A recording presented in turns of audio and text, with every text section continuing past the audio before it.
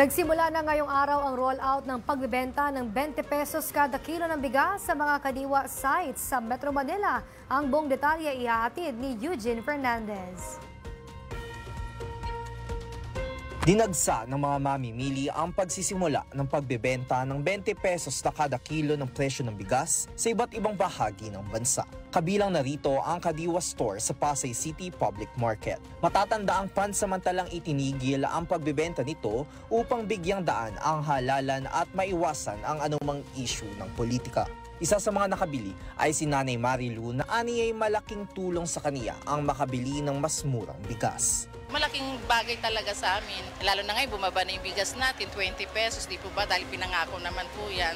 So okay naman po. Malaking minus din po sa akin. Unang-una, yung husband ko po may sakit po. Medyo nakadagdag din po ng gasto sa amin. Saka naka-minus talaga sa amin.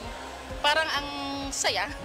Nag-ikot rin ngayong araw si Department of Agriculture Assistant Secretary Genevieve Belicaria Guevara sa mga public markets kung saan nabanggit at nanindigan siya na bagamat may bahagyang pagkakaiba sa imported na bigas ang kanilang binibenta, siniguro naman ng DA na maganda ang kalidad dito. Meron po siyang 25% broken siya compared talaga sa mga imported na 5% premium. Iba po talaga yung quality niya, pero definitely po ito nga po yung sinasaing namin sa DA, no? Ito rin sa bahay namin, maganda po siya maalsa. Yun nga lang po, makikita natin yung grain, hindi po ganun kabuot.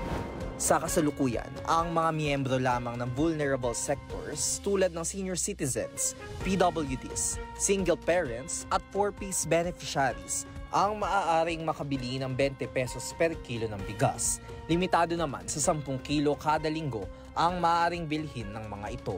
Gayunpaman, nangako ang pamahalaan na sisikapin nilang may pagkaloob din ito sa mas maraming Pilipino. Para sa totoong balita sa Bagong Pilipinas, Eugene Fernandez, Congress News.